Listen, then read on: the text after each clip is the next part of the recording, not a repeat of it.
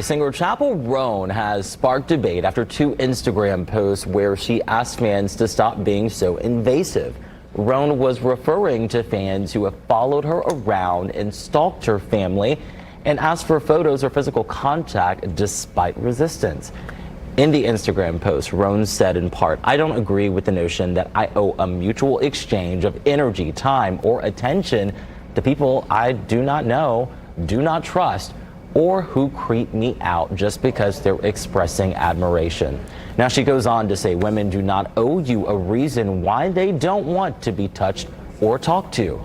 Joining us this morning to break this down, we have Seth Schachner. He is a managing director at Strat Americas and a former music media executive with Sony Music, among plenty of other experience and accolades in the media and business. Seth, good morning to you. We're happy to have you to talk about this. Good morning.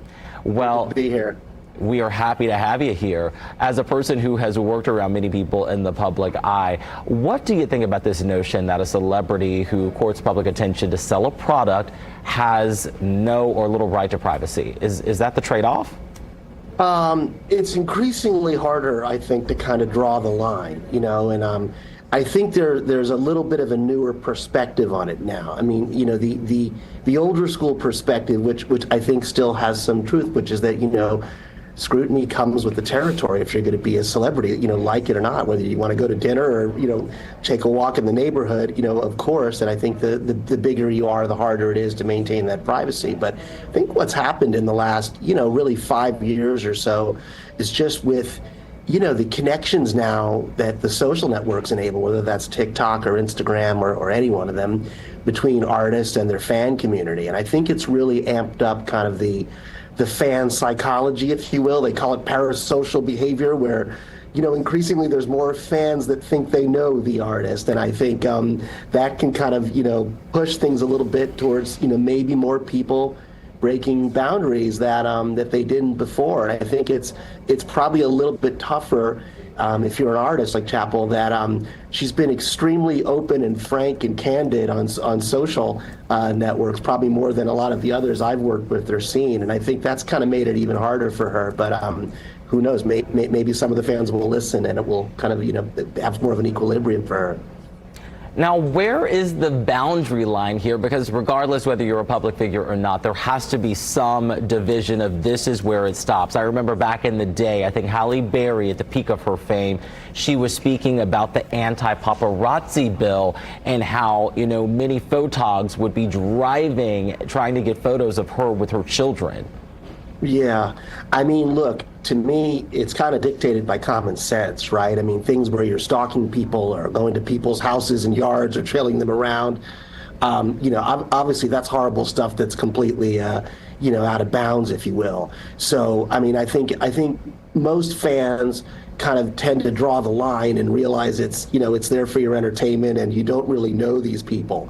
But I think, increasingly there's some blurring, and I think that there's less lines, if you will, in kind of the digital world in terms of the fandom than there is in the physical world, meaning people seem to want to co-opt her or other artists, whether it's Gaga or going back to my day, Madonna. And I hear a lot of interesting artists with this one. I hear echoes of Kate Bush or Alison Goldfrapp or Alison Way, lots of pop, artistic female artists, actually, that probably didn't have this type of struggle, if you will, because, they weren't posting on TikTok, whether it's performing or whether it's just, a dialogue, if you will, one-on-one. So it should be common sense, though, at least in my view, and certainly things that breach people's privacy or things with security, that's completely out of bounds.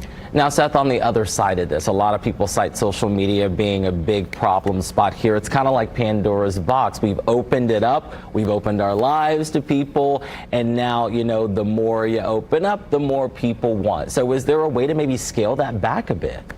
Yeah, I mean, that's really the key thing. I mean, if I work with a few artists myself and have, with Sony and others throughout the years. And I mean, I tend to see artists that, are reserved with what they want to, divulge, particularly with their family life, and a lot of artists just are normal working people. They may have different gigs and they go out in the spotlight, but they have a lot of the same things that all the rest of us do, and they don't want to expose that. So I think I think, I think there is some thought into what you do with social media. And, sometimes people say, gee, now that digital's here, we don't need any of the traditional media folks between us and our fans. And maybe for some artists that's true, but you can also see why there are things like, marketing folks and folks that help with image and folks that help with what you want to communicate, because you do want to have some filters and moderation out there, and I think it can help. Well, Seth, we appreciate your great insight here. Of course, people keep going to new heights in their career each and every day. So we most certainly will continue to have an appetite for stars and starlets. So we'll continue this conversation, I'm sure, sometime again soon.